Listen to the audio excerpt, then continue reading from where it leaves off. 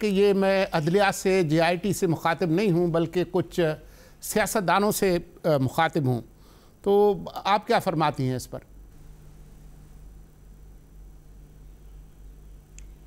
جی، پہلی بات تو یہ ہے کہ اٹ از جس کو کہتے ہیں نا افسوسناک کہنا، تو شاید لفظ جو ہے بہت چھوٹا ہے.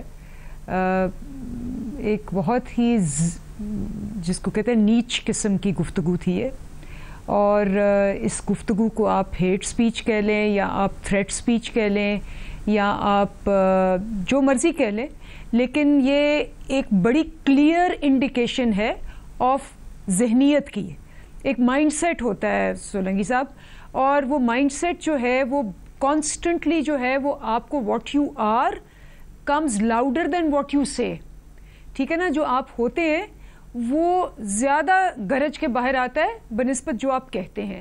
تو آپ جو مرضی کہہ دیں کہ جی ہم عدالتوں کو رسپیکٹ کرتے ہیں، ہم یہ کرتے ہیں وہ کرتے ہیں، خصلت جو ہے وہ باہر آ جاتی ہے. آپ کی جو ٹریننگ ہے 30 سال کی آمریت کی، وہ باہر آ جاتی ہے. اور یہ بالکل جو مریم اورنگزیب نے کہا کہ نہال ہاشمی نے خود کہا ہے، آپ سارے ان کی لینگویج دیکھ لیں، وہ کہہ رہے ہیں ہم یہ کریں گے، ہم وہ کریں گے.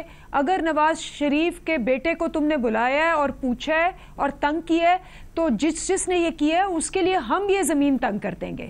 تو اس کی جو سب سے بڑی نمبر 1 میں اس کا پوائنٹ یہ کہوں گی کہ یہ ذہنیت ہے، یہ نون لیگ کی ذہنیت ہے. آپ کو یاد ہوگا کہ پچھلی دفعہ جب عدالتوں نے ان کے خلاف فیصلے دیے تھے، انہوں نے عدالت پہ اٹیک کر دیا تھا، فزیکل اٹیک کر دیا تھا، جان کا اٹیک کیا تھا، اور جان کی امان پا کے جو ججز تھے ان کو بھاگنا پڑا تھا وہاں سے. تو یہ تو ہسٹری میں لکھا گیا ہے. اب چونکہ دوبارہ بہت عرصے بعد ان کی پوچھ گچھ ہو رہی ہے، ابھی تو ڈیسیشن آیا بھی نہیں، لیکن چونکہ ان کی خصلت اور ان کی ذہنیت ایسی اس قابل ہی نہیں ہے کہ یہ کشادہ دلی سے ان کے پاس جو بھی ہے اس کو ظاہر کریں. تو اس سے دوسری بات جو ظاہر ہوتی ہے وہ یہ ہوتی ہے کہ ان کے پاس چونکہ نہ عدالت میں اور نہ یہاں یہ جو اربوں روپے باہر لے کے گئے ہوئے ہیں اور جو اتنے فلیٹس بنائے ہوئے ہیں، اس کا کوئی ٹریل ہے تو ان کو پتا ہے کہ یہ پکڑے جائیں گے.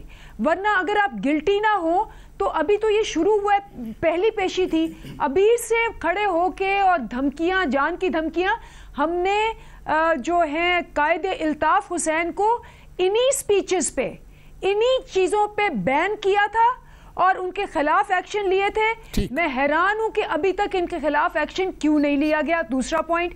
تیسرا پوائنٹ جو بڑا کلیئر ہے وہ یہ ہے کہ چونکہ دوسرا انہوں نے کہا کہ جی آپ جو بنی گالا میں رہتے ہیں، آپ کے لیے بھی ہم زمین کو ایسے ہی کر، تو وہ کانسٹنٹ جو ہے نا فزیکل وائلنس، وہ تھریٹ کہ یہاں تمہاری نوکریاں بھی جائیں گی اور تمہارے بچے بھی جائیں گے. یہ پہلا واقعہ نہیں ہے. میں آخر میں سولنگی صاحب I would just like to remind everybody over here, audience over here، کہ نادرا کے ہیڈ کے ساتھ ہوا کیا تھا.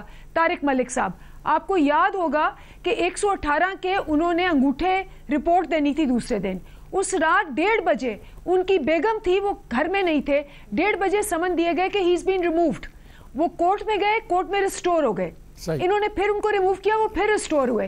اس کے بعد ان کی بیٹی جو فیصلہ آباد رہتی تھی، اس کو جان کی دھمکی دی گئی اور وہ ملک چھوڑ کے چلے گئے. اندلی بابا صاحبہ، to save his family.